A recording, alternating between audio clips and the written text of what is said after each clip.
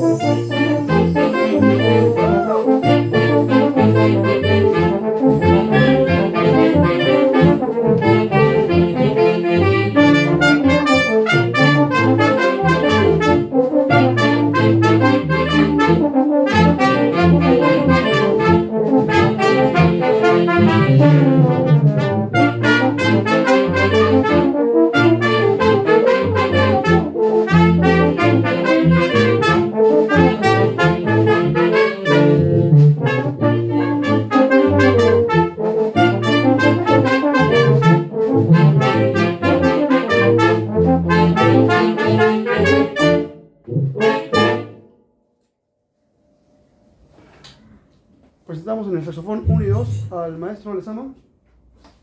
Maestro, tenemos también en el primer tenor y segundo tenor al profesor Cirilo. Y en el trombón 1 y eufonio a John Carlos. Y en mi persona, la trompeta y la tuba. Así